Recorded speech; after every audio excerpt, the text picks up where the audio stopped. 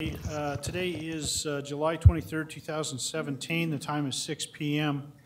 We are scheduled to have a public hearing regarding our proposed tentative budget. A little bit of housekeeping before we get going, as I drop stuff. If I could ask everybody if you could either reach down and turn off your cell phones or turn them on mute so that we don't get interrupted, that would be great. Kind of tonight's procedure, what we're going to be doing is we will be hearing a presentation by our clerk of the court, Chris Rich. He will present us with the budget. He's going to go through, my understanding, it's probably about 90 minutes long. As soon as as Chris has completed that, then we will open it up for public testimony for anybody who wants to testify tonight. For those of you who do, I would ask that you fill out one of these slips there at the back there. That way we've got a record of who's testifying tonight. Also, we are streaming this live tonight, as I understand. So for all of those who are joining us via the internet, welcome. Before we get started here, just some introductions of your Ada County elected officials. To my left is Commissioner Rick Visser. Myself, I'm Dave Case. To my right is Commissioner Jim Tibbs, Sheriff Stephen Bartlett, Ada County Prosecutor Jan Bennetts, our illustrious Assessor Bob McQuaid, and Chris Rich, our Clerk, Auditor, and Recorder. So I would like to welcome them all up to the dais. Tonight we are unable to be joined by Dottie Owen, who is our coroner, and Vicki McIntyre, who is our treasurer. So having done those introductions, I will turn over the time to Chris Rich. Thank you, Mr. Chairman. Welcome, everyone. Let's see, get the screen pulled up here.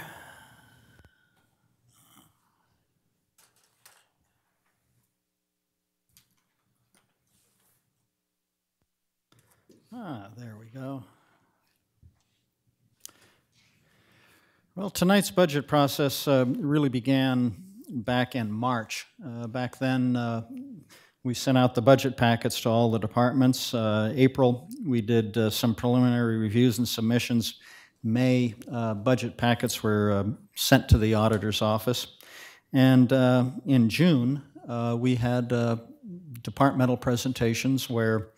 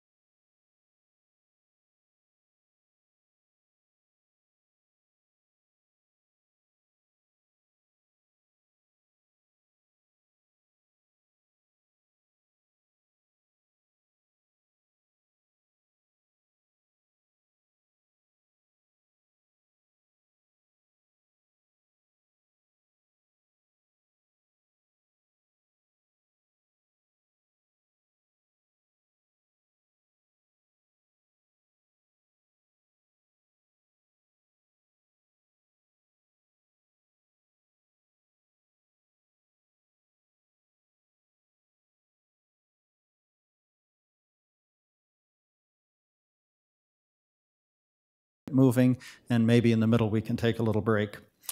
So this year's budget, more than anything, is an attempt to catch up on the effects of growth. We all see the traffic, the people, the construction. In Ada County government, where we operate the jail, dispatch ambulances, prosecute people, and rent rafts to float the Boise River, we see the consequences of growth and what comes with that cost to government. Growth is the driver in all of this. You can see here that Boise City is out there as the place to be. Meridian's the place to be. Ada County, everybody wants to move here. Idaho's the fastest growing state in the country, and we see that daily. What's interesting, though, is that it's rare to have the largest area of the state growing the fastest. Ada County is about 27% of the population of the state. It's been that way for years, but right now we're getting 34% of the growth across the state. Ada County population, you'll hear numbers in the last 10 years that, 80, 90, 100,000 people have moved in here. The reality is what we are having move in here is essentially the city of Idaho Falls and the city of Moscow, Idaho. It's a great number of people, and our challenge is how do we provide the infrastructure in this rapidly growing environment. It's interesting to see where the people are moving from. One of the offices under my jurisdiction is elections, and when people move here and register to vote, they will put in where they came from. So this isn't a scientific sample, but it's rather interesting to see that folks are moving, as you might guess, from California, Washington, and Oregon. And I think a lot of the interest moving here is because of the quality of life, low cost of housing compared to what they've had. And anecdotally, the comments I hear, the price of housing is great and the traffic isn't all that bad. So also of interest, when you look at it, the majority of the people who do fill out the registration cards, and again, this isn't scientific, they're filling them out that they are affiliating with the Republican Party.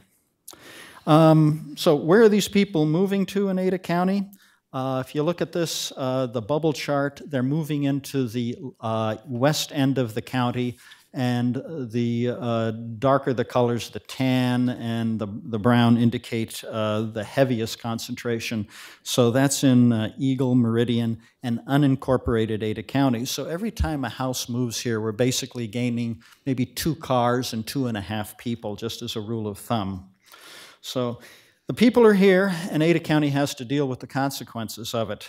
This is a recent headline from the Idaho Statesman, and I guess it's illustrative because the 2 instances on this page here, Ada County has an integral involvement. E911 dispatch immediately to both those things.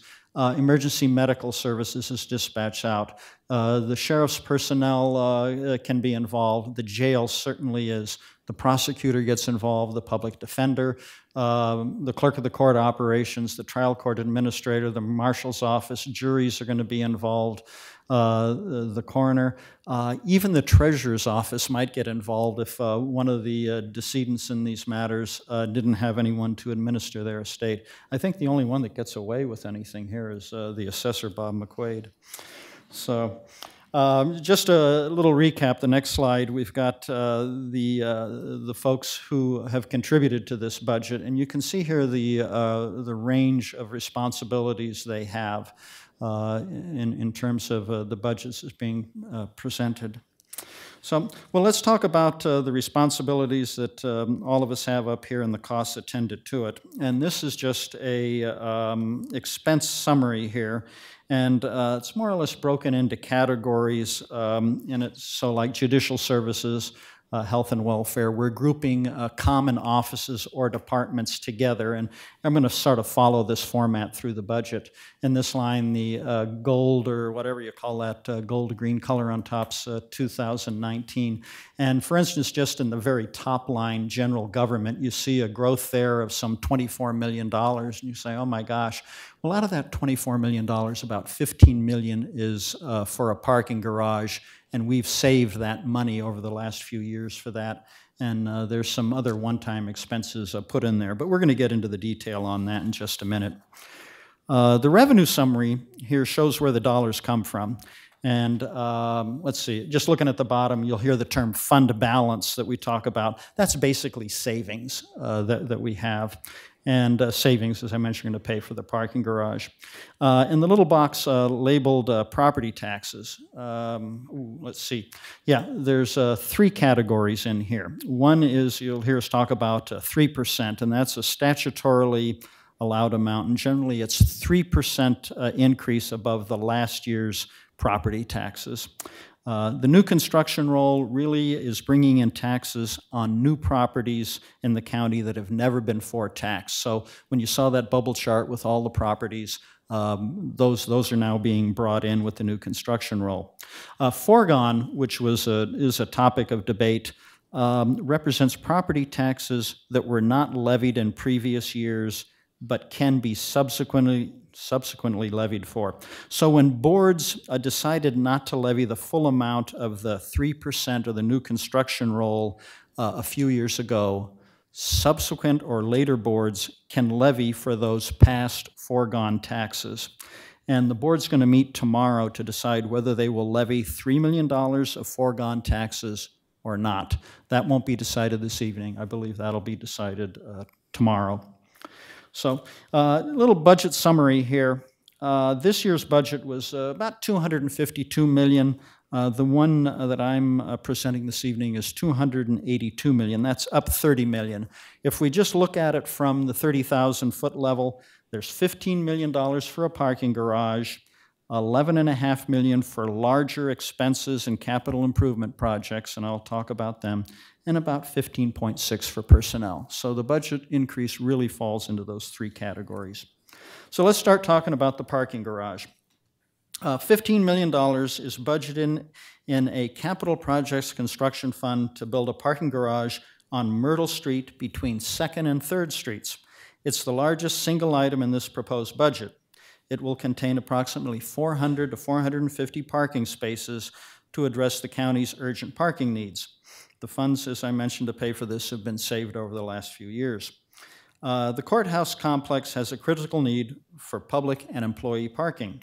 Currently, 76 employees park off-site in temporary lots. They are temporary and cannot be used long-term. There are also 15 employees on a no parking and on a waiting list. The budget I'm presenting has 43 positions that would reside in this building. So in all probability, they're going to require parking, adding more stress to the situation. On days when there's multiple jury trials, there's insufficient parking to accommodate summoned jurors. They search for parking, and some arrive late for duty. The same is happening to those with court dates. Now, Winco has been generous enough to allow overflow parking on their lot east of Avenue A on Myrtle Street, and that's not a sustainable solution in the long term either. In the future, it's planned to build an additional administrative office space and parking on the triangle lot across from 3rd and Front, and that's the little dirt lot you'll see right over here on Front Street. Before that can be done, we'll need a place to move employee parking, and the Myrtle Street parking garage will help with that future development. By the way, this development is described in the Master's Facilities Plan that was recently adopted by the Board of County Commissioners. So now let's talk about the $15.5 million I referenced for large operational expenditures and capital improvement projects. 11.5. Ooh, what did I say? Ooh, no, 11.5. Okay, thanks, Anthony. First is our payroll and time management program. The one we have is in a program that's no longer supported by the vendor, and only one person in the county knows the program and really understands the language the software is written in. That person's going to retire in a couple of years. File conversion. This is to convert prosecutors' paper files to digital. Now, there's boxes of files filling office and hall space in the prosecutors' offices. Converting the files to digital will open up the needed office space and make the files easier to retrieve. Now, to convert these files, you'll hear about 4 archive clerks that are needed to do the work at our scanning shop in Benjamin. 4 public safety groups have radios, and they're losing their utility. The radios are losing their utility, and they're approaching end of life. There are 3 network security related software upgrades, and the courthouse's access control system that controls these ID cards that we all utilize to get into rooms and doors throughout the county is beginning to fail. The system's control panels are no longer made, and they occasionally go down, and we have to have a custom shop rebuild the boards for us. The software that operates the doors is mercurial. It requires regular rebooting, and the difficult thing is we can't add any more control points. So in remodeling this building, we can't add any more secure doors with the system we currently have. The maintenance program for operations is there to better track maintenance and remodeling work on the county buildings. This in turn will help operations better predict and schedule maintenance and replacement costs to the future. 24 courtrooms in the courthouse have audiovisual equipment from 2002. It's beyond life and does not interface with today's technology. And so it's difficult for the courtrooms to function because you have attorneys coming in with laptops and media that they can't fit into our existing equipment. In the budget, there are 6 courtrooms funded to have their audiovisual equipment upgraded. Foregone, that you've heard about being proposed, has 18 additional courtrooms. Capital improvement projects are another category of major expenses. Let's see here. The property and evidence refrigeration expansion is just that. All I can say is the sheriff needs more space for evidence. Mental health court treatment center, $2.9 million was budgeted this year, but was never acted on for construction, so we've rebudgeted that money.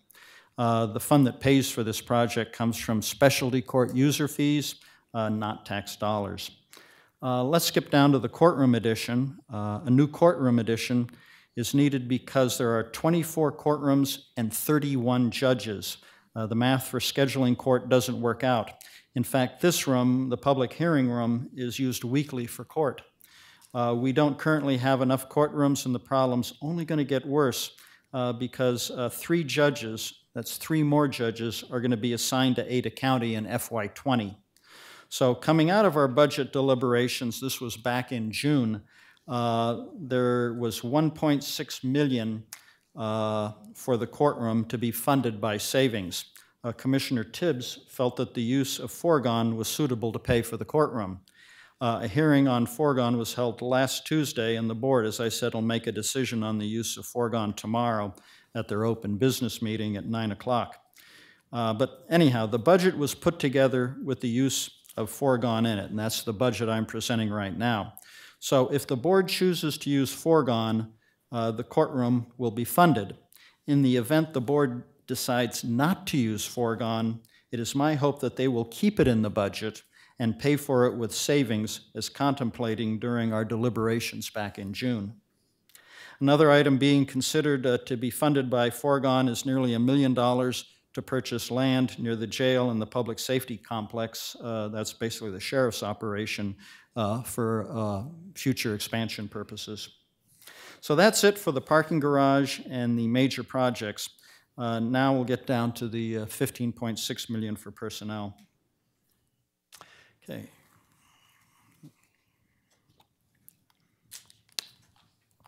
The 3% COLA, or cost of living adjustment, is pay for employees to cover the increased costs of housing, parking, health care, and the like. There are 102 new positions for $7.6 million, and I'm going to get to them in detail, and that's going to be the bulk of the presentation. And then there's nearly $1 million for 394 salary adjustments of employee salaries for specific reasons. And so of the 394, each could be a salary adjustment for a different reason. Could be for being promoted. They could be to bring the salary closer to the market to prevent turnover. For instance, in my office, I'm seeking a number of salary adjustments for my clerks because other counties, some nearby, pay their clerks more to do the same work. And those counties also have a lower cost of living. Other adjustments include bringing up the salary of existing employees when new hires are brought in at a higher rate. And that's one of those things that's happening more and more often in this economy. It's really a job seeker's market. And I think one of the things when I was looking at the salary adjustments, one of the common themes was that employees are taking on more responsibility, and so salary adjustments can reflect that. Overtime, $1.7 million. Most of the overtime is in the sheriff's office. Overtime is inherent in his business. Responding to calls and critical incidents, they don't fit in with a regularly scheduled workday. So county insurance costs are going up $1.2 million. And now we're going to move to review each county department, their personnel requests, and go over those. So This is a snapshot of the departments that are in the category we call general government, and these are the categories that, or I should say, the departments that don't fit in a particular grouping, like public safety, for instance. So if you look at this, for instance, you go down to the very bottom, you can see capital projects. This is where the parking garage is in here.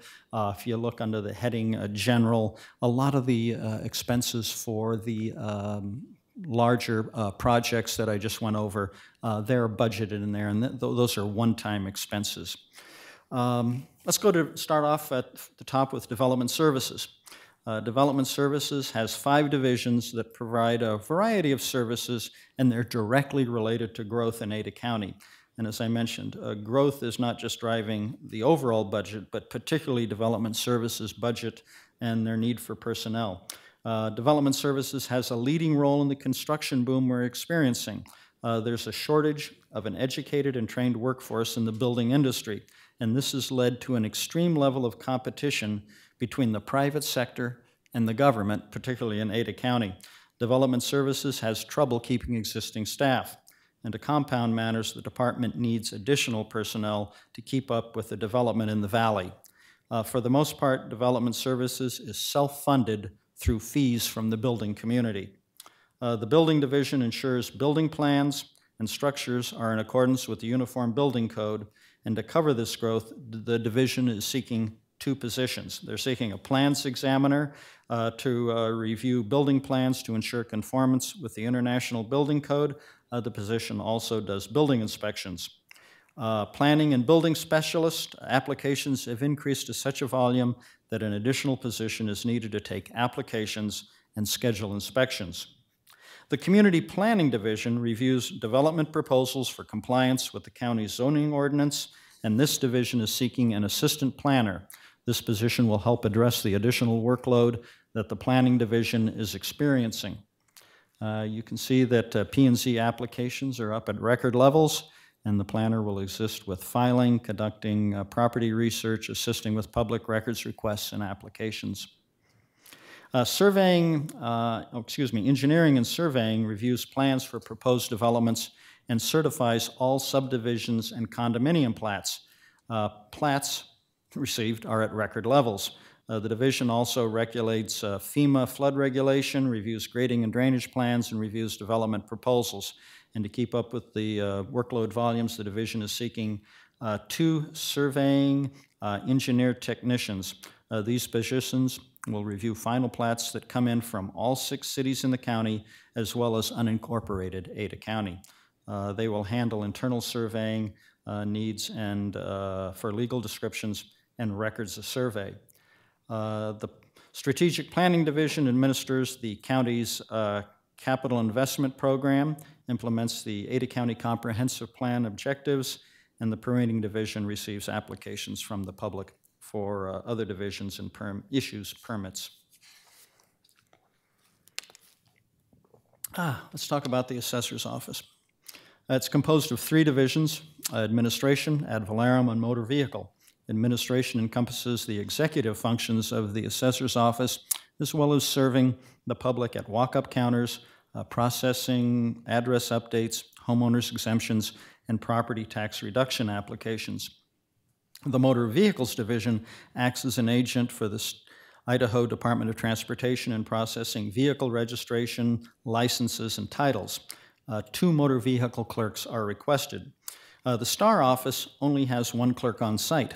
A second motor vehicle clerk will allow the office to be open during lunch hours and to address the 29% increase in transactions that have occurred over the last 3 years. A second motor vehicle clerk is requested at the Chinden office to help process dealer titles in a timely manner. Over the last 2 years, they've experienced a 12% growth of dealer titles and are unable to meet the Idaho Department of Transportation's standard of a 5-day turnaround.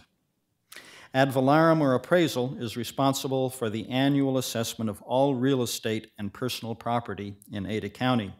Appraisers also collect data related to new construction. They physically re-inspect at least 20% of the county annually and conduct market analyses for trending purposes. The growth in the number of taxable parcels equates to more work for the assessor, and we'll get to her later, but the treasurer also. One appraisal technician is requested due to new construction counts not currently manageable by existing staff. The treasurer I just mentioned is responsible for all the banking and investment functions of the county, along with property tax collections. The office is also ex officio public administrator, which handles the estates of those decedents who die without a will or no one to administer their estate. The treasurer's budget is flat and does not include any additional staffing. Auditor, recorder, elections, and consolidated elections are four of the divisions of the clerk's office, and these are offices I'm elected to oversee. The other two, indigent and the courts, I'll discuss a little later on. The auditor's office is responsible for pulling together the county budget, the county's accounting, payroll, countywide financial reporting. The recorder's office, last year, the recorder recorded nearly 126,000 land records, issued 3,600 marriage licenses, and 812 liquor licenses. The recordings that happen at the recorder's office are land records. So anybody buys a house, sells a house, and all, those are the transactions that go through there. I'm seeking an additional position in the recorder's office to keep up with the number of land records being recorded. The volume is such that we are not verifying or finalizing our data entry on a timely basis. It really should be done within 48 hours. Unfortunately, only 62% of the documents are verified within 5 days. This position would be funded by recording fees. Elections handles registrations for the county's 230,000 registered voters and conducts elections for federal, state, and county offices and measures at 150 precincts throughout the county. Consolidated elections is a relatively new division, and it's funded by state sales taxes. And it conducts, if you will, what we call, say, the smaller elections, city, school district, library, and other elections. And as I mentioned, it's funded through a distribution of state sales tax. The division is seeking an election technical specialist to be moved from part-time to full-time. The increasing number of voters is driving the need for moving this part-time position to full. As part-time, the position worked on maintaining streets and recruiting poll workers. At a full-time status, this position will be able to take on the processing of registrations, absentee ballot requests, proofing petitions, and ballot applications. Department of Administration performs a variety of functions on behalf of the Board of County Commissioners. There's 3 areas within DOA. The Commissioner's Office is budgeted in the Department of Administration. The Commissioners oversee the operation of the county's 12 departments. They also act as the Board of Equalization, oversee Expo Idaho, emergency medical services, and adjudicate indigent claims. Commissioners serve on a variety of boards and committees, including Compass, Valley Regional Transit Board, and the CAT Board. Additionally, the commissioners are responsible for all county contracts, ordinances and resolutions, grant applications, and the overall direction of the county. They also are going to adopt the final county budget this year. Community Programs is the division in which funds are budgeted to the benefit of other countywide services through the Humane Shelter, a variety of senior contracts, the University of Idaho Extension, Family Advocates, Compass, and the Allenbaugh House. Administration is comprised of divisions that support the inner workings of Ada County government, such as the Human Resources Department, Benefits, Risk Management, and Procurement. The Human Resources Division is requesting to upgrade an internal investigator position from part-time to full-time. The upgrade of hours to this position is needed to conduct the necessary background checks for potential hires within the county. Surprisingly, not all applicants are honest. HR reports that 10% of the job applicants they are able to look into are failing their background checks. Moving this function to full-time will provide a more thorough vetting of prospective employees, especially for those dealing with confidential information. And whether you're at the sheriff's office, the prosecutor's office, or the clerk's office, we all deal with confidential information. Information technology, it's the backbone of the county's offices and departments. Without IT, we could not do our work, nor could we envision efficiencies in the future. IT provides 24/7 support to the county's 1,800 plus employees through the work of its 6 divisions. The Customer Support Division keeps the county's 2,200 computers, 1,100 printers, 2,100 desktops, 279 tablets, and all of the mobile phones up and running. The Project Management Division is the liaison between IT and county departments for the purpose of acquisition and implementation of new technology. The Project Management Division is seeking a business analyst. This position will work with departments and offices, documenting their needs, processes, and business cases. It's a cost-saving position to assure that the delivered technology solutions will work and meet user needs. 2 project managers are also requested. They'll work with county offices and departments in conjunction with IT's technical teams to assure projects stay within scope, are delivered timely, and in budget. The Enterprise Services Division provides the management and maintenance of network access to 32 county sites, 4 data centers, and over 350 servers running all applications used throughout the county, as well as cybersecurity for the county's entire IT infrastructure. Network security is a relatively new and costly investment. As you can see from the slide, there are constant attempts to compromise the network. During the video streaming of June's budget presentations and deliberations, we had viewers from Russia, China, and India. And welcome to them this evening. They were probably profiling those making the requests and the amount of their budget requests. And it's just interesting to digress. Last year, our controller received an email purportedly from Commissioner Tibbs asking her to release a check. Investigation by IT indicated it did not come from Commissioner Tibbs, but they knew the parties involved in county government and were able to do that. And around the country, you see occasionally that scam will work and that checks are released by governmental entities. So anyhow, the number of assaults on our network is beyond comprehension. In addition to the large operational projects for IT security I mentioned early, IT is also seeking security-related personnel. In enterprise operation tech, this position's focus is provisioning and maintenance. That's onboarding and maintaining network, phone, email, file share access for new and current employees. Operational tasks include verifying crucial updates, security and compliance on all applications and operating systems. Systems engineer. The 2 current system engineers cannot keep up with the 350 updates needing to be performed monthly, or configuring the numerous applications needing to be monitored, or staying on top of the 6 SANs, 350 Windows servers, 35 VMware, I don't know what an ESXi hosts are, but they do that too. IT security IT engineer security. With the massive increase in cyber activity and constant attacks against the network day and night, another security engineer is needed. IT has implemented numerous new technologies to stop malicious threats, but they need constant review and adjustments as the landscape changes. The Development Division creates and maintains all enterprise business applications, as well as all third-party integrations for on-premise, cloud, and web platforms. They need a software developer. This position is needed to mitigate the backlog created by the ever-increasing demands of development projects from county offices and departments.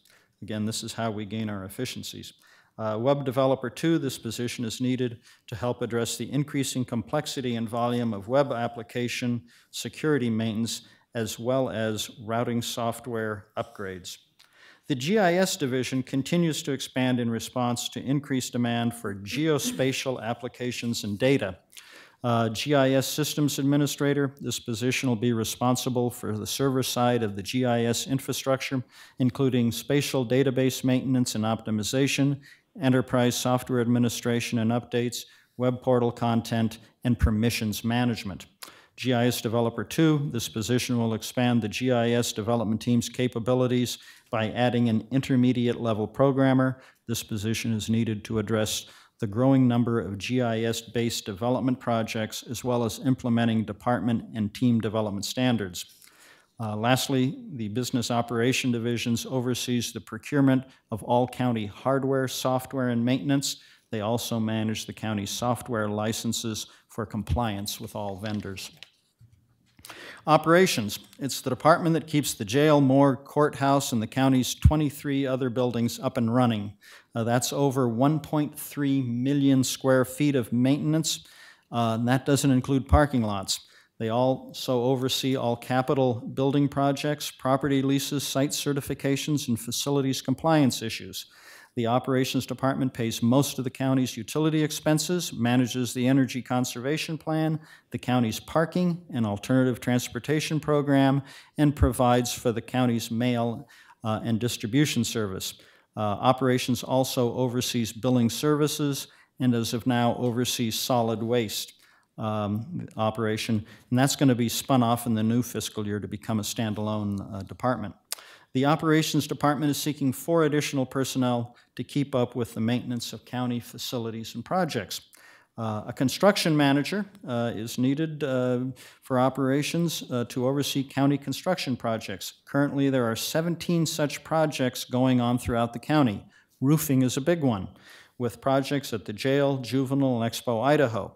There are 17 more projects in the pipeline, and the construction manager is needed to assure the work is done properly, on time, and in cost. Mail clerk. The volume of mail and delivery locations has increased. Currently, skilled maintenance personnel are brought in to fill the gap when extra help is needed in delivering the mail or to cover for sick and vacation absences. This is not cost-effective and takes away from needed building maintenance. HVAC technician. This position is requested to cover the barrister complex, specifically the jail.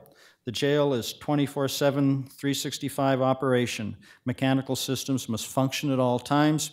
Having this position assigned to the jail will allow for quicker and better response to trouble calls and provide more timely scheduled maintenance of equipment. Maintenance technician. This position will clean and pick up trash around county buildings and parking areas and handling recycling of materials. Billing services handles trash billings for the unincorporated areas of Ada County. Billing Services sends out monthly invoices and collects payments from over 19,000 residential customers.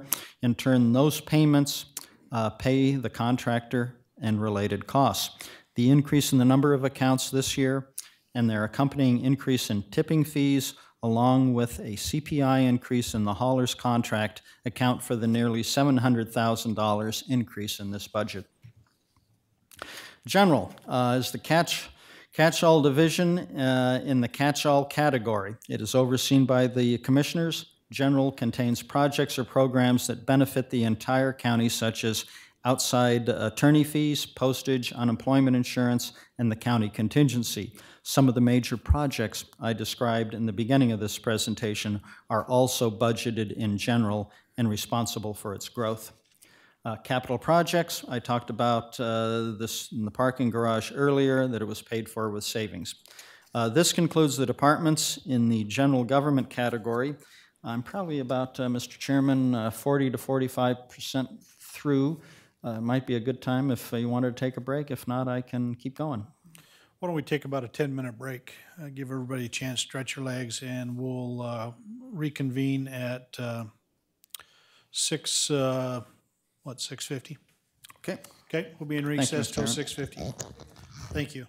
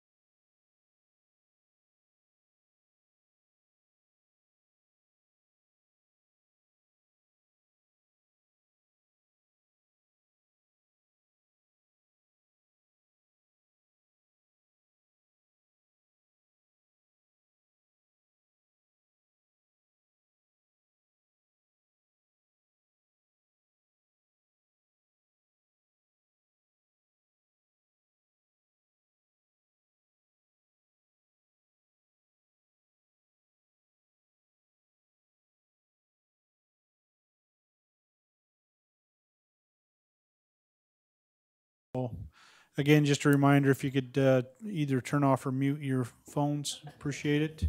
And I will turn the time back over to Clerk Rich. Thank you, Mr. Chairman. We'll get back going. So if everybody would stow their tray table, put their seats in an upright position, and make sure their safety belts are properly tightened, we'll get going here. Okay, Anthony, public safety. Again, this is broken down into common categories. The sheriff's been broken out into his 5 bureaus, so if you were to add those all together, you'd see the size and scope of the sheriff's office.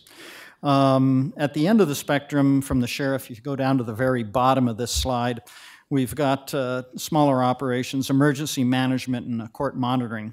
Court monitoring, for instance, is the fund that accounts for ankle bracelets for sheriff's customers to go back in the community. Emergency management handles disaster mitigation between all emergency responders in the county. Their budgets are flat, and neither of them have personnel requests. So I'm going to skip over them and move right on to the sheriff's office. And the sheriff's office is the largest law enforcement agency in the state of Idaho. And so it's really no surprise that it's also by far the largest component of Ada County's budget. Ada County is growing at an incredible rate. And the Ada County Jail is undergoing a similar population boom that is straining our resources and infrastructure in a major way. We have room for 1,116 inmates in our main jail facility. To operate with safety and efficiency, we should be at 85% capacity or less. That equals 949 inmates, a number that stretches our resources to their limits. We haven't been under that number since last spring, and it's unlikely that we'll ever see that number again. We routinely have days where the count is over 1,100 inmates. Earlier this year, we hit a record high of 1,127 inmates. Look around. 5 of our 6 inmate dorms today are over capacity. This particular dorm is designed to fit 92 men. Today, that number is 102. We also have more inmates than ever with complex medical needs. In 2015, our medical staff gave out over 28,000 doses of medication. We're on track to give out more than 40,000 doses of medication this year. The growth of our jail population hasn't been so apparent because we've been working hard to keep it as low as possible while ensuring the community remains safe with our pretrial, alternative sentencing, and misdemeanor probation programs. We even received a $1 million grant from the MacArthur Foundation to help us reduce our jail population. While the inmate population has grown, our personnel hasn't. We've been very conservative on adding new jail staff over the last decade, and it has caught up with us. There are times that we have an inmate to deputy ratio in our dorm housing units of 1 to over 100. We need to catch up. We are totally committed to financial responsibility and getting the absolute most out of every tax dollar. We wouldn't be asking for such an increase in staffing unless it was totally necessary to help ensure the rapidly growing Ada County remains a safe place to live, work, and play. Thank you. Of the 5 bureaus in the sheriff's office, the Jail Services Bureau presents the most daunting challenges. Idaho's largest and most secure jail facility is overcrowded. 160 sworn deputies and 64 full-time professional employees currently staff the jail. As you saw, most of the inmates are housed in a dorm setting. Many are sleeping on the floor. If you look at the graph in the line near the top of the jail dorm populations, it represents maximum capacity, and that just graphically shows the overcrowding. And the consequences of overcrowding are not good. If you want to see that, just look to our neighboring county to the west. Higher risk inmates, they're placed in closed custody units. The jail has a medical clinic staffed by licensed healthcare workers, and an inmate-staffed kitchen and a commercial laundry facility. The county jail also poses the greatest financial risk to the county. If something goes wrong, we all pay. Keeping the inmates secure and safe, along with the general public, represents a great portion of this year's budget. The Jail Services Bureau desperately needs personnel, and a number of these requests are there to keep our deputies safe, too. Psychiatric social worker. The jail currently has 3 psychiatric social workers to meet the needs of 1,000 or more inmates on a daily basis. Demand for aid is so great in 2017, patients had to be rescheduled over 4,000 times. During vacation or when workers are sick, there may only be 1 worker on site for the entire jail. A laundry technician. This would be a full-time position to oversee the laundry operation and provide supervision and training of inmates. Currently, there's not a dedicated laundry technician overseeing the inmate workers. The increase in the inmate population and corresponding demand for laundry services has reached a tipping point. It is difficult to ensure inmate safety in the operation of laundry equipment, the maintenance of necessary production, without a position dedicated to the laundry operation. Deputy for jail lobby security. This request is for a dedicated position in the jail lobby to coordinate inmate visits with attorneys and clergy members, as well as to provide necessary security in the lobby. The work is currently performed by pulling staff from the jail. With the increase in jail population, this can no longer be done. Deputy in the kitchen. There is no detention deputy presence in the kitchen to deter and address bad behavior by inmate workers. Providing a uniformed deputy inside the kitchen will help maintain proper inmate behavior and respond to issues in the kitchen. This will allow full food service workers to focus on meal production and food safety. Here's a request that's a bundle of positions, 1 inmate healthcare supervisor and 8 registered nurses. These 9 positions are sought to provide adequate coverage of the jail's intake and booking population and to identify medical issues during screenings and evaluations. Nurses are needed at booking to eliminate the risk and burden of deputies having to make medical decisions. Trained nurses can identify potentially catastrophic cases at booking sooner and make sure emergency or life-saving measures are taken. Suicide intervention, alcohol detox, acute substance intoxication intervention, or medication may be required. The list can go on, but nursing personnel can gather needed information and make medical determinations where deputies cannot. Citizens booked into the jail tend to be more comfortable speaking with healthcare professionals about their medical concerns. And as you can see from the chart here, the volume of tasks currently provided by the nurses is increasing exponentially.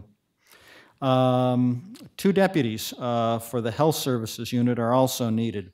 Currently, there are not enough deputies to provide security to healthcare providers so they can safely see all the inmates in need of medical attention. As a result, satellite exam rooms cannot be used without pulling staff from the jail.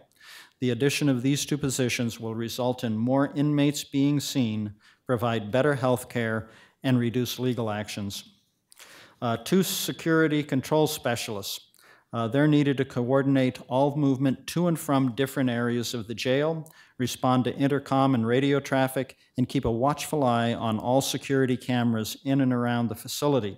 Current staffing levels are not adequate to handle the movement of an increased jail population.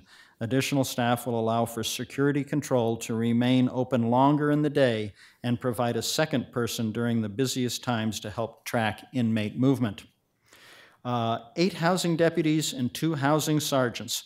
And if you hearken back to the sheriff's comments in the video about the ratio of jail deputies to the 100 or more inmates at a time, that's what this is for. So with the growth of jail inmate population, 1 deputy is watching 100 or so inmates in an open dormitory. This makes adequate supervision a challenge or next to impossible.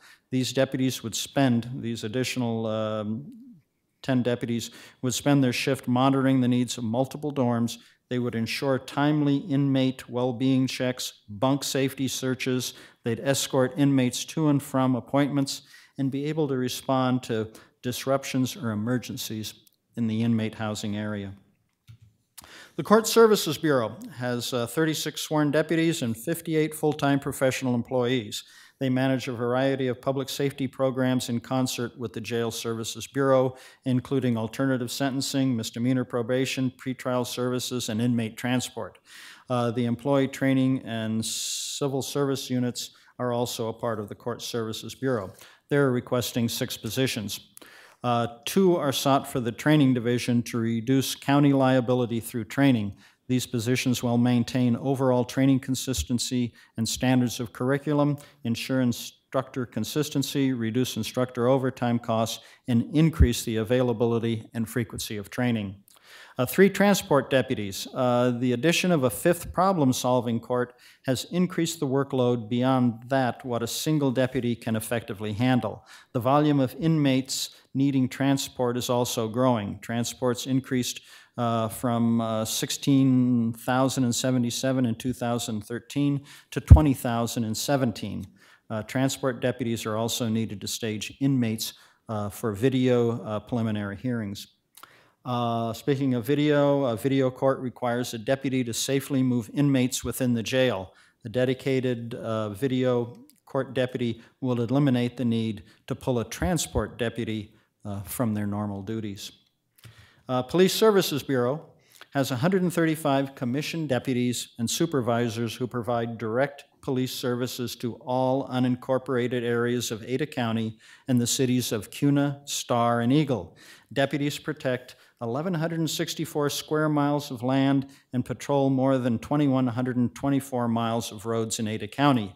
The Bureau also has persons and property crimes detectives, narcotics officers, school resource officers, and specialty units like the K-9, SWAT team, and Marine Patrol.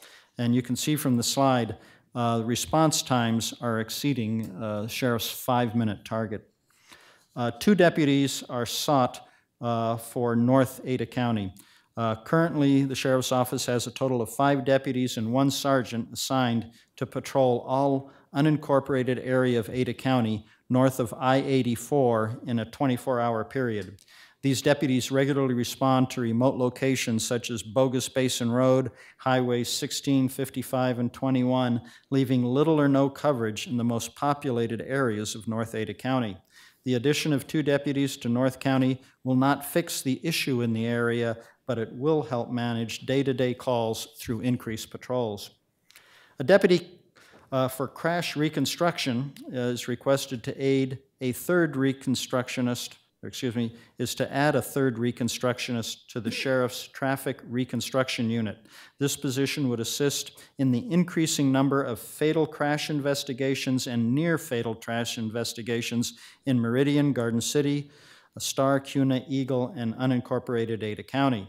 The unit also is second in when the ISP is unable to respond on state highways. This position would also perform commercial vehicle safety inspections. The Bureau is seeking a forensic laboratory manager. This position will monitor and control the lab's forensic quality assurance program in order to maintain accreditation, improve efficiencies, and protect the integrity of the lab's analysis. Administrative Services. The Administrative Services Bureau has 116 full-time professional employees and includes the Human Resources, Finance, Property, Evidence, Planning and Research, and Victim Witness units. The Bureau also runs the records, public information, and driver's license offices and manages the vehicle fleet. A victim witness coordinator is needed to address the 34% increase in cases prosecuted by the prosecutor's office. This increase added to the number of hours a coordinator spends in court. Some days there are so many cases to handle that the VWC is unable to reach each courtroom to support every victim. Adding another coordinator would ensure timely accessibility for victims of crime. 4 records technicians are needed to address increased volumes of work to enter no-contact orders and protective orders, as their volume has more than doubled since 2016. In addition, 2 positions are needed to meet FBI and state requirements to enter all misdemeanor warrants into the NCIC database. Current staffing levels preclude the division from keeping up with current warrant entry and addressing the warrants backlog. The Emergency Communications Unit, Emergency Communications Bureau, or dispatch, has 82 full-time professional employees and operates Ada County's state-of-the-art E911 dispatch center. It's overseen by the Sheriff's Office. Dispatchers handle all public calls for service and coordinate all police, fire, and emergency medical service movement within Ada County. Dispatchers took over 400,000 calls in 2017. The business systems team is also part of the Bureau. They're seeking 2 applications administrators to allow better management of technology projects and mission-critical applications, including TriTech, JMS, RMS, Laserfish, and New World. Now, these are the applications that run the jail, they run dispatch, and they integrate with the court's case management system. At current staffing levels, the team is not able to keep up with its 84 technology projects. As a result, the projects are taking too long to complete, and it results in the Sheriff's Office having to use out-of-date software or using workarounds. Emergency Communications System. The Emergency Communications Fund is also within this Bureau. It is a self-supporting fund and funded monthly with a $1 fee for each phone line in the county. These funds can only be used for emergency communications purposes. That's it for the Sheriff's Office. Let's move on to the Emergency Medical Services, or EMS, also known as Ada County Paramedics. They're the sole provider of 911 emergency medical services and advanced life support in Ada County. EMS operates 14 paramedic stations with attendant ambulances and crews strategically placed throughout the county. The department is requesting 3 additional paramedics and 2 EMTs to add another 12-hour shift to Station 21 off the bench. This additional crew will work 10A to 10P to address peak demands in the area. 911 calls have been trending up over 5% for the last 5 years, increasing from 23,000 to 29,000 calls a year. Another position, it's difficult to maintain pace with the increasing volume of calls, no less retain the high level of service and quality the public expects from their EMS provider. A quality assurance coordinator is requested to address the need for quality assurance and improvement through process reviews, improvement analysis of risk exposure, and mitigation will be done by the quality assurance coordinator. The juvenile department has 4 divisions. Detention provides for the detainment, protection, and well-being of incarcerated youth while helping to ensure community safety. This division is seeking a medical attendant to handle the increase in the number of juveniles with mental health diagnoses, drug use, and sexually transmitted infections. As a result, more medical and medicinal administration is required. Management of symptoms is more complicated and time-consuming. More personnel are needed. Probations provide supervision strategies focused on accountability, community protection, and skills development for youth in several levels of probation, from diversion to community supervision. The Programs Division provides statutory screening assessment for the court. This includes substance abuse, treatment services, mental health counseling, alternative school education, victim services, and community services programs. Support Services is the administrative branch. It includes the budget administration training, business analysis planning, and the director's office. The coroner. My office has been and continues to be directly impacted by the increase in population throughout Ada County. With more people in our community, our caseload has increased, meaning more decedents in the morgue. So far this year, we've had 6 homicides and 61 suicides. That's double from 2017's numbers.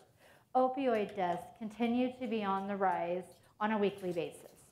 With these increases, we are experiencing a direct impact. The higher the caseload we have, the more personnel we need. We are operating off of a 2010 staffing recommendation. Since then, our population has increased by almost 100,000 while staffing has stayed stagnant. Furthermore, our facility is unable to keep up. As a result, this creates an emotional hardship on our families, a physical hardship on our staffing, and a liability for Ada County. In my office, we respond from a reactionary position. Growth is something we simply cannot stop. What we can do is provide a full staff and a fully adequate facility. This will help us to continue to respond with a high level of excellence we strive to give our decedents as well as the citizens of Ada County.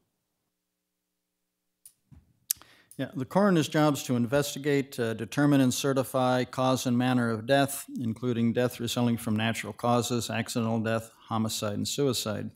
So with all of the growth, especially in deaths, why is the coroner's budget flat? Well, she has no additional space for staff or parking. The refrigerator is full of bodies, and they can't run 2 bone saws at the same time without dimming the lights in the warehouse. Again, she doesn't have a building or a complex. She's in a warehouse. Her space is totally inadequate and a hindrance to her operation. The coroner needs a new building. That is in the master facilities plan, but as of yet, there is no funding even to begin planning for a new facility for the coroner. Judicial services. Judicial services and public safety go hand in glove. Increases in one division generally means there will be a corresponding increase in the other. Let's see, these are the offices in judicial services, so you can see the interrelationship between them and attendant budget changes. So let's start off with the prosecutor's office. You have heard from the clerk, the coroner, and the sheriff regarding the growth in Ada County. The sheriff, coroner, and I are all connected by the cause and effect of this population increase. My office is not immune from the impact of Ada County's population explosion. We, too, are facing an unprecedented increase in our workloads. In 2017, my criminal division handled over 18,200 matters forwarded to my office by local law enforcement. Compared to 2013, there was a nearly 51% increase in 2017 of felony cases prosecuted. It is projected that my office will assign over 3,800 felony cases this year. In comparison to 2013, that is a 67.4% increase in felonies. Homicides and major crimes require more resources. With approximately 1,000 new people moving into Ada County each month, there is a ripple effect on my office, which has stretched our resources to a breaking point. The growth we have experienced has translated into an increase in the workloads for my office from the investigation phase through the entire prosecution.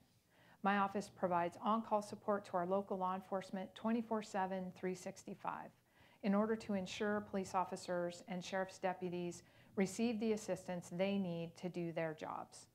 We assist law enforcement with search warrants, arrest warrants, and any other assistance needed. The trends we are seeing include an increased complexity in our cases, a rise in violent crimes, and a steady increase in repeat offenders, all of which require more resources. With improved technology also comes a corresponding impact on my office. As one example of this, in 2017 alone, my office received and processed over 21,400 body-worn videos from law enforcement related to the investigation of the criminal cases we are handling. My staff and I are tireless advocates for the people of Ada County and for crime victims. We are dedicated to our public safety mission even as our community grows. Having the additional staff and resources needed to handle the growth we are experiencing will help us ensure our community remains a safe place to live, work, and recreate. The prosecutor's office is really divided in 2 divisions. The criminal division handles all felonies within Ada County, as well as child protection, misdemeanors, mental holds, juvenile cases, post-conviction matters, and infractions. The criminal division also provides support to crime victims through Victim Witness Unit, Faces of Hope Victim Center, the prosecutor's Facility Dog Sunday, and the Restitution Unit.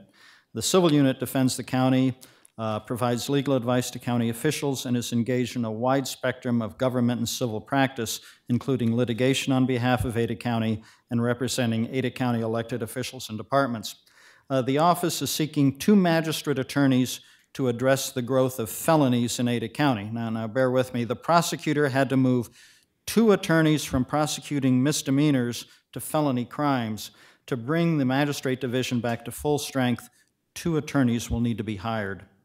Now, still, in the felony area, 2 attorneys and 3 legal assistants are needed. So even with the infusion of support from the magistrate division, 2 attorneys and 3 legal assistants are needed to handle the increase in felony cases. An investigator, the number of investigations requested to the prosecutor's investigation team has increased 38% between 2013 and 2017. The increase in felony cases directly impacts the investigators who assist the prosecutor's office with witness interviews, subpoena services, locating witnesses, assisting with jury trial preparation, providing criminal background on criminal defendants prior to arraignment, and other duties. A victim witness coordinator is needed. From 2013 to 2017, felony cases requiring assignment of a prosecutor's office victim witness coordinator went up 74%. This position is needed to assist crime victims navigate the criminal justice system by providing critically important resources and assistance from prosecutions through post-conviction. Criminal restitution coordinator is needed to stay on top of restitution due victims. 3,570 restitution cases were opened last year in comparison to just over 2,400 in 2016. The prosecutor's office cannot keep up with current volumes. The public defender. The public defender is appointed by the court to represent defendants who cannot afford representation. Casework includes adults and juveniles accused of committing misdemeanor and felony offenses, persons facing involuntary mental commitment, and child abuse neglect cases. Representation can include conducting criminal investigations, interviewing witnesses, arguing legal motions before a court, negotiating settlements, and trying cases before judges and juries. As with the prosecutor, the public defender is directly impacted by the increase in felonies. The increase in felonies the public defender is seeing mirrors that of the prosecutor. Similarly, the PD is seeking 2 attorneys. They are needed again in the magistrate division to replace attorneys moved to handle increased caseloads in preliminary and felony trial level. An attorney experienced with complex litigation is needed. This position would also work on magistrate appeals, which are not handled by the state appellate public defender and are increasing in volume. An attorney is also needed in the juvenile office to handle increased caseloads of criminal and mental commitment matters. Clerk of the court. This is by far the largest division in my office. It currently is staffed with 129 full-time personnel. The division is responsible for processing and preservation of all court records in the county, collections of fines and fees, and providing in-court support for the 31 judges, visiting judges, and Plan B judges in Ada County. In addition, the division's court assistance office helps pro se defendants navigate the court system. The growth of felony cases is also impacting the clerk of the court operation. The paperwork generated by the sheriff, the prosecutor, the PD, and the courts all come through the clerk's division. Felony work is more time-consuming and more complicated for the prosecutor, the PD, and for the clerk as well. In addition, changing statutes and court practices are affecting the work we're doing, and we're just not keeping up. We're seeking a court clerk in the domestic unit because the workload is increased due to a new requirement that places stalking and harassment in civil protection orders.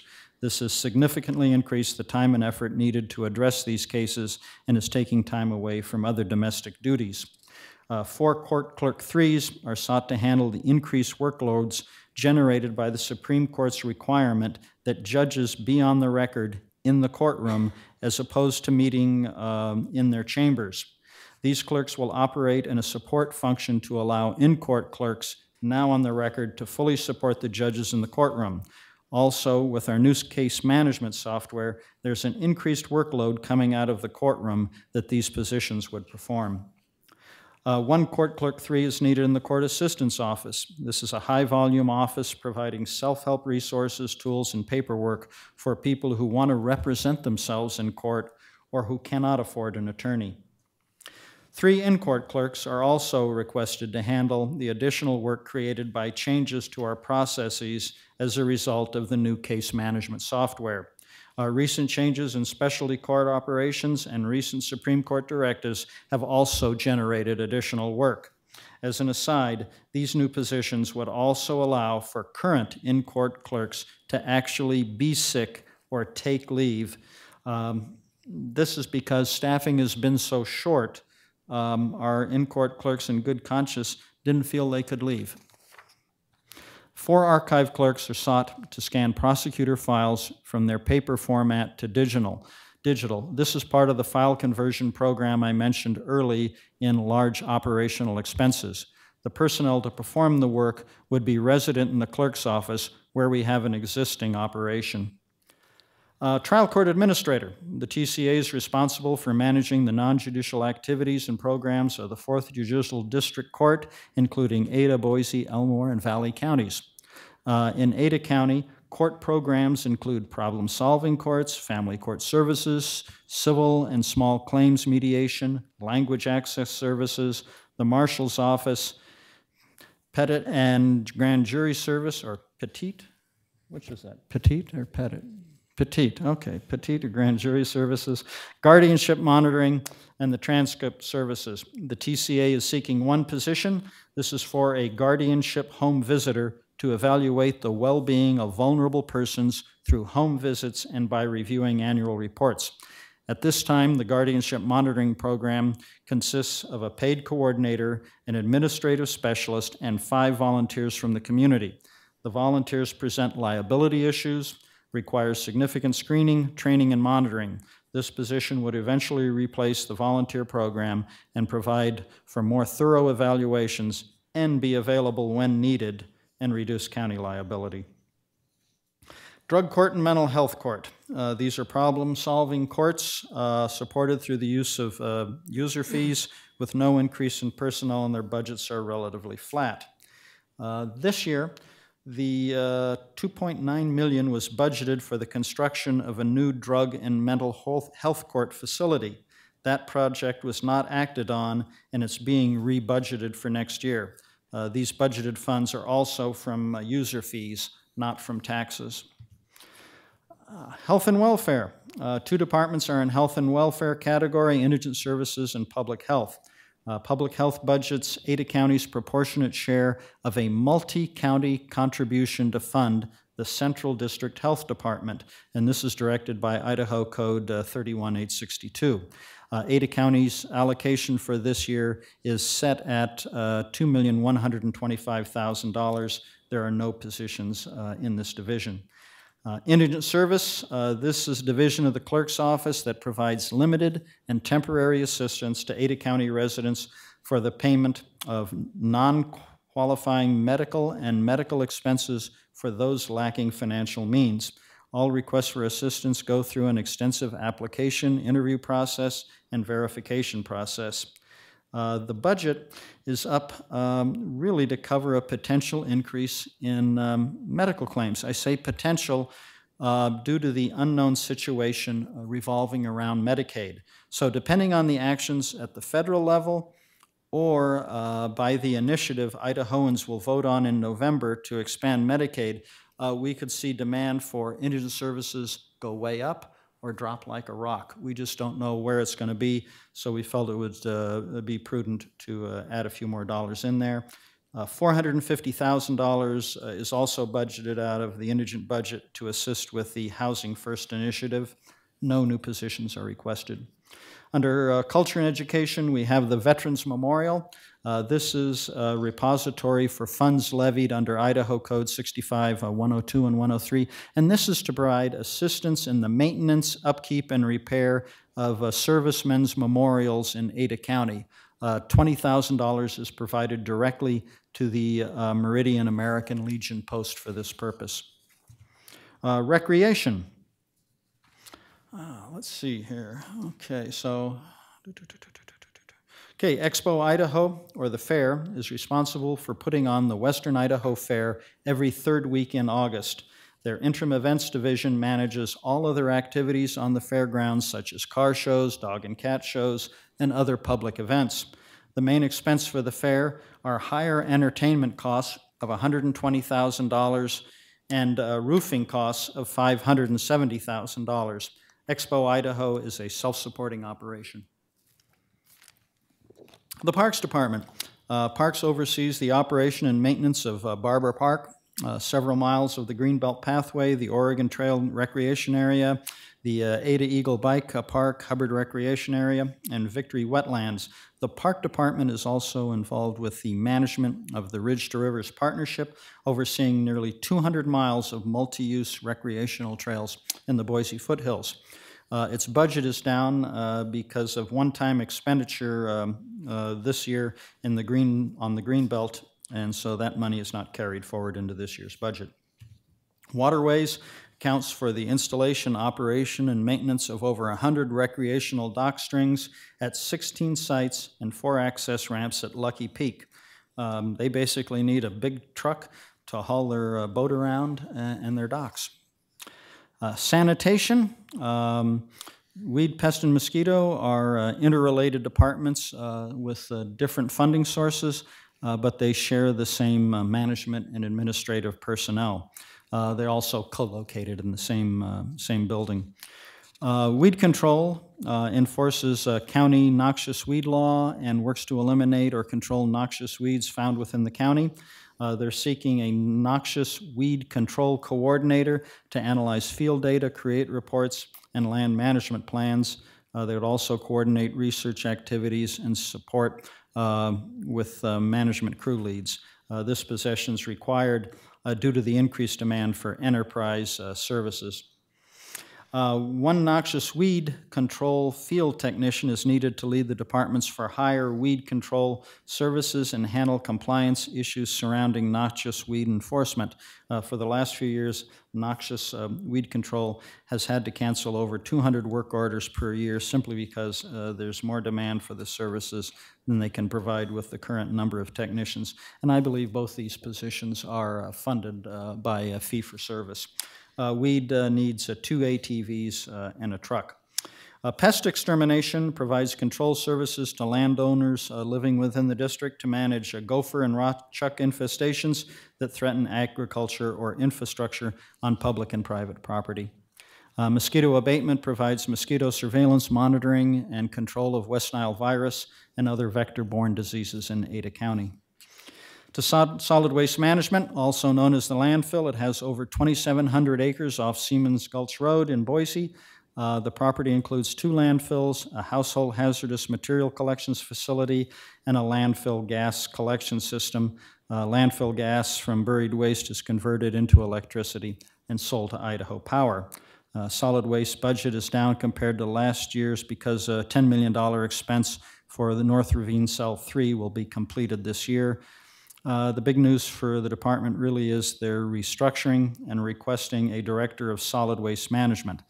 Solid waste has been a division of the county's operations department the last few years, but the complexity and size of the landfill operation warrant it being spun off to be managed as a standalone division under its new director. They've got about $300,000 budgeted for a Z-wall parking area and a small transfer station. Under component units of government, we have the Avamore Community Infrastructure District Number 1. This is the creation of Idaho statute that provides for the creation of community infrastructure districts wherein a county or a city can assist with certain legal, banking, procurement, and accounting services, as well as assistance with the administration of a district's debt servicing needs to fund infrastructure development. So when you go up towards Horseshoe Bend and you see the Avamore development, Ada County is assisting in some of those areas. The $230,000 budgeted here is for the operation of the Avamore CID. There are no county funds involved, and really the county is acting as a pass-through. So anyhow, we've got the summary here, and I guess just recap everything here. Again, general government, the $24 million is the parking garage and money for a lot of the larger expenses in capital improvement. Public safety is predominantly the sheriff's, judicial services, the clerk, public defender, county prosecutor, and so forth. And again, you look at the bottom, you see the $30 million increase over last year. That's parking garage, people, and the larger expenses for things like software, roofs, and things of that nature. So before I conclude, I think I'd be remiss if I didn't mention and request funding from the board for the Counter's Master's Facility Plan. Currently, there are no funds in this budget to begin the adopted Master Facilities Plan. Up until now, Ada County has not had a comprehensive review of its buildings, their use, and what facilities are needed in the near term or into the foreseeable future. In total, the plan identifies $372 million of infrastructure needs as of today. That's a mouthful. But the jail is overcrowded. It needs expansion or renovation, or maybe we need a new jail.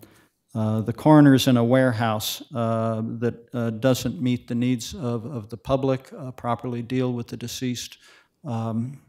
This building is at full capacity. It should have been expanded years ago. In short, we're not keeping up. The status of the Master Facilities Plan will be up to the commissioners and elected officials holding office next year.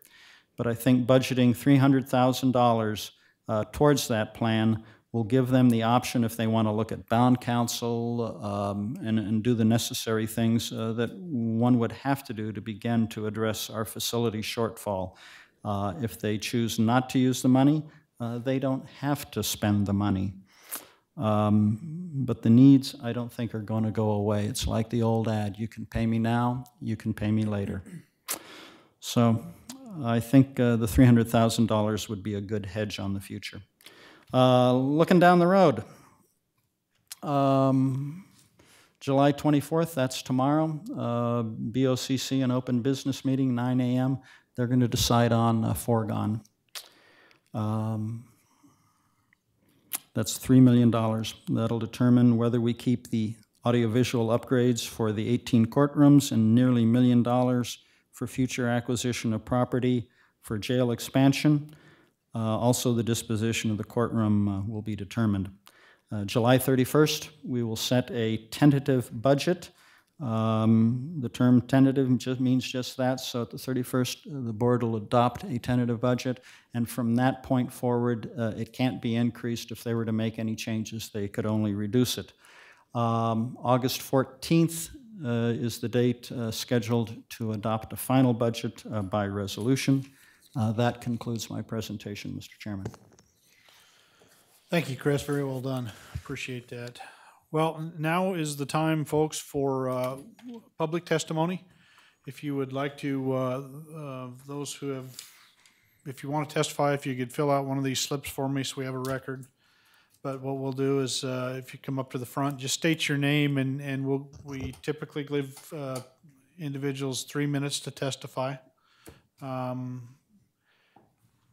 that's where we're at. I do have Gary Child. Is that correct? Gary, signed up to testify? Come on up.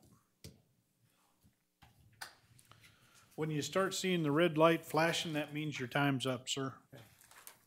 Thank you very much. My name is Gary Childy. I live in precinct 1809, and it's over in southeast Boise. I've been in Idaho for over 40 years, and I've lived in this county for a large number of years. A lot of people I've talked to in my precinct today and over the past couple of weeks, and whether these people have lived here a long time or whether they just moved here recently, I hear the same answer, and I've never had anyone move from the question and their response. And I've asked them about the tax increase and how their taxes have been going up on assessed values and how the county is working with the numbers. Everybody's appalled that I've talked with. From 2010 to 2014, my property has been assessed $7,000. From 2014 to 2018, it has gone up $65,000. I hear a lot of people say the same thing. You've heard a lot of people, whether talking with them personally, whether it be phone calls or emails, you've heard the same stories. The county is going to move ahead and do what they need to do for the money that they want or need for their services. I think the big problem is we have a big influx of people who are coming to this county and into the state. That's just going to happen. And with the influx of people moving here and living here and working here, you've got that influx of people who are coming here for a lot of wrong reasons too. And we see that in our services with the sheriffs and the jails and things that we need. I think everybody's very smart at what they do. I don't necessarily think the county is very, they're working hard, but they're not working necessarily smart. And I see, and I just happen to be looking at this and then seeing the presentation. So I see a lot of the same things, and I hear a lot of the same things I've heard over the years. You know, we need this to fix this because we didn't anticipate, and our buildings are falling down. We need more buildings. We need more parking. We need more people. We need this. We need this. The county people are going to get a 3% increase in their wages.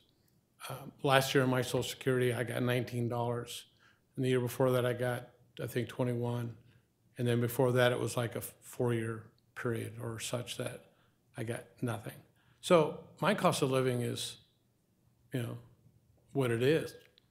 I don't have any extra money to pay for any of these things, but yet all my services are going up, all my taxes are going up, all my utilities are going up, because everybody needs that money. And I understand that we all need to be paying for these things. And I'm not saying that we don't have to have them, it's just that I just think that there's an awful lot more things smarter that can be done with our dollars. And I see this in the board tonight with the rise of these things. And I don't see how the wants or needs fits the percentages that are moving. So I do thank you very much for your time. Okay, Gary, thank you. Thank you. Appreciate your testimony. Okay, folks, I don't have anybody else signed up to testify. I'll make the offer out there. Is there anybody who'd like to? Come on up, sir. Were you able to fill out one of those little slips? Pardon? Where can I get the slip from? There are no more back there. I'll tell you, after you testify, there's some at the back. We'll get you some, but after you testify, maybe you could,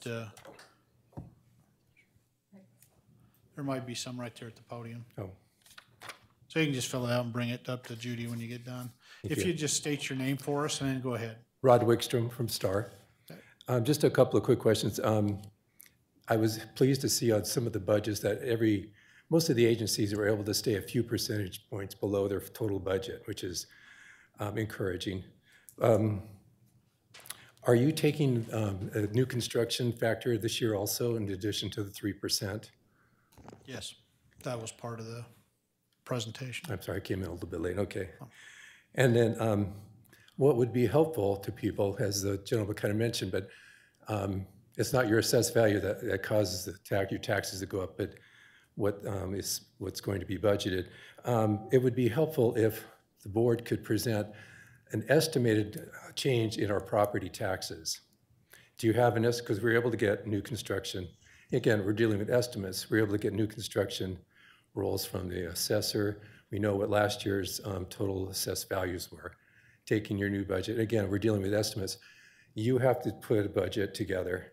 Private families have to put their budget together and try to come up with some way. And if we don't know what our property taxes are going to be, which are pretty significant as far as the total budget, is there any estimate that has, so far, that has come up from that?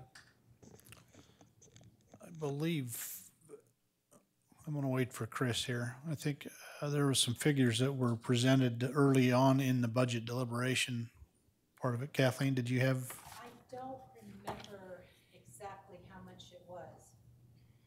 I want to say like $57. Per 100,000. No. Was it more than that? No. I think it was only, it was $57 for everything, including, I believe, taking the fork off. And that was based on the average home, so a $200,000 taxable home. Okay. I know because we had addressed that question early and we had asked folks helping put the budget together.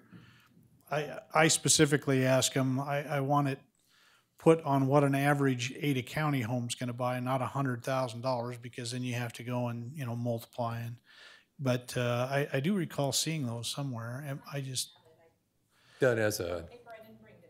done as an average value in Ada County, not as a levy per 100,000 of value. yeah, I think we figured it at 200,000, but, we can get that information for you and send it. I just don't know what it is right offhand. So, there was the two other, and then I'll get going here. I'm almost out of time here. There was 2.25 million for a new, it's back in the capital improvement section, 2.25 for a new payroll and tracking system for the employees.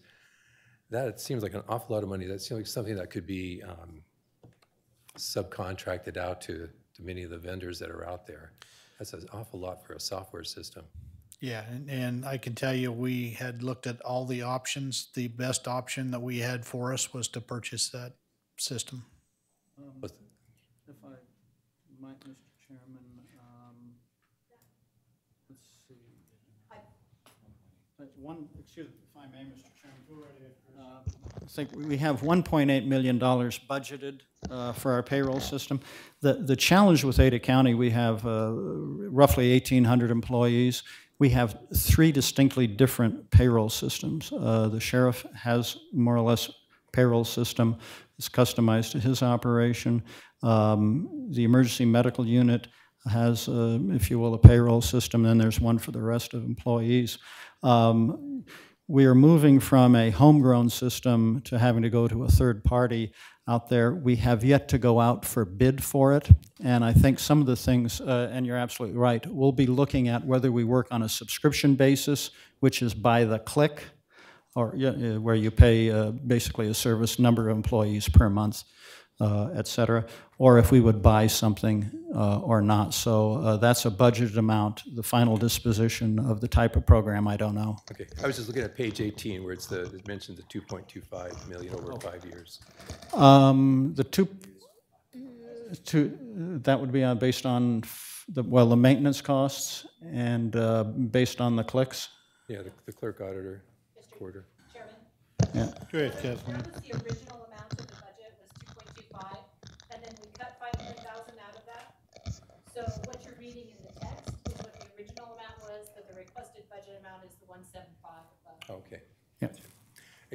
It hurts the long-term residents who are here to have their, like the gentleman was saying, it hurts them particularly, people who bought their home at a certain income and their incomes haven't increased that much over time. So sure. Hope to do the best. Thank you. Okay, thank you. Appreciate your testimony. What about she gets this? Judy. Again, folks, I don't have anybody else signed up. Is there anybody else who would like to testify? Okay, I don't see anybody leaping out of their chairs. Well, if there's nobody else to testify, then that will conclude tonight's hearing. Want to thank everybody for coming out and seeing what the county's kind of up against.